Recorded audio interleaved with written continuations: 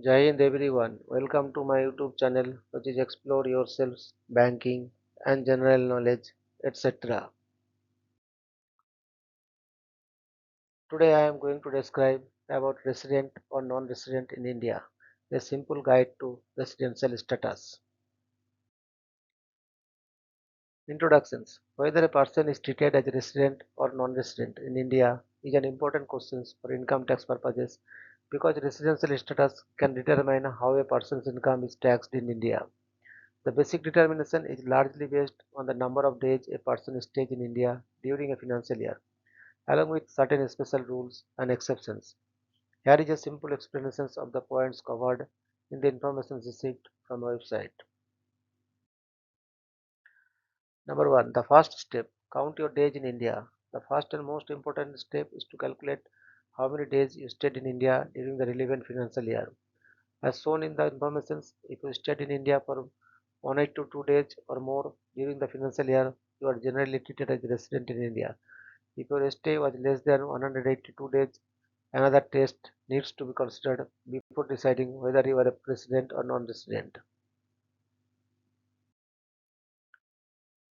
Number 2.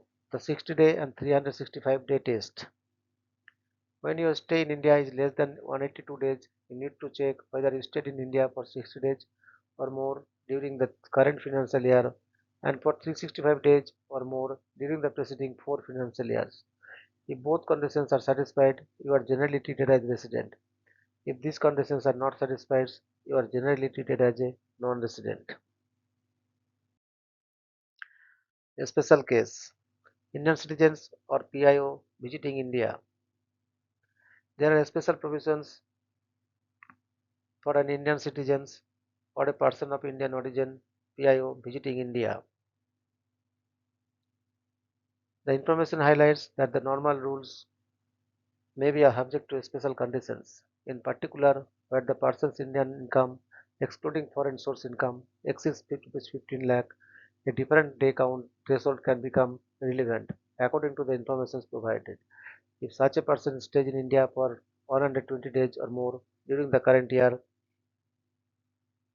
and has stayed for 365 days or more during the preceding 4 years, the person may be treated as a resident. Number 4. Indian citizen leaving India for employment or as ship crew.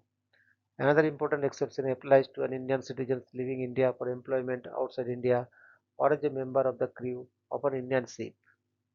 In such cases, the usual 60-day condition is relaxed and the 182-day test becomes relevant for determining residential status, subject to the applicable provisions of the Income Tax Act. Number 5. Deemed resident.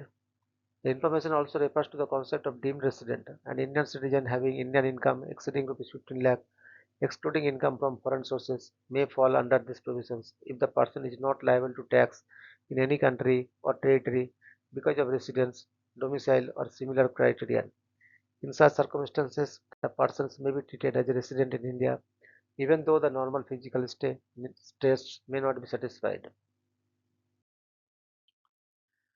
Number 6. If you are a resident, ROR or RNOR, determining that you are a resident is not necessarily the final step. The next question is whether you are a resident and ordinary resident ROR or a resident but not ordinary resident RNOR. This distinction is important because the scope of taxable income can differ between these categories. Resident and ordinary resident ROR. A person who qualifies as a resident and does not satisfy the conditions of RNOR is generally classified as a resident and ordinary resident. ROR. The ROR category generally has a wider scope of taxation in India, including income that may arise outside India, subject to the applicable tax provisions and relief under relevant tax treaties. Number 8. Resident but not ordinary resident RNOR. A person may qualify as a resident but not ordinary resident when the prescribed conditions are satisfied. The information highlights situations such as being a non-resident in number 9 out of the 10 preceding years or having stayed in India for 729 days or less during the preceding 7 years. RNOR status can be particularly relevant for people who have recently returned to India after spending substantial periods abroad. Number 9. Quick example. Staying 190 days. Consider a simple example. If a person stayed in India for 190 days during financial year 2024-25, the stay exceeds 182 days. Based on the basic rule illustrated in the information, the person would be considered a resident, subject to the applicable provisions and exception. Number 10. Quick example. Staying 100 days with 380 days in earlier 4 years.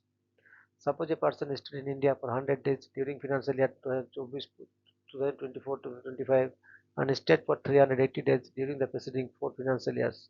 Since the current year stay is less than 182, but the person satisfies the illustrated 60-day and 365-day conditions, the person should be considered a resident subject to the applicable rules. Number 11. Quick example. Staying 100 days with only 250 earlier days. Now consider a person who stayed in India for 100 days during financial year 2024-25 and had stayed for only 250 days during the preceding 4 years. In the example provided, the required combination of conditions is not satisfied and therefore the person should be treated as a non-resident. Conclusions. Residential status is an important concept in Indian taxation and it should not be determined merely by looking at whether a person lives permanently in India or abroad.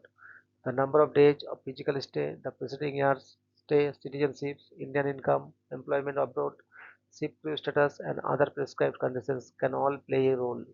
Once a person is classified as a resident, determining whether the status is ROR or RNOR becomes the next important step because it can affect the extent to which income is taxable in India. Disclaimer. This information has been prepared based on the information received from a website and is intended only for general awareness and educational purposes. Tax laws, rules, thresholds, and exceptions may change from time to time, and the actual residential status of an individual depends on the specific facts and applicable provisions of the Income Tax Act and related rules.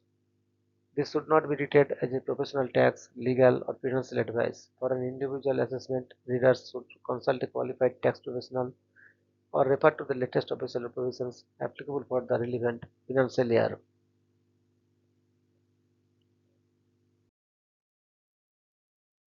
Thank you very much for your patience. Request for like, subscribe, and share.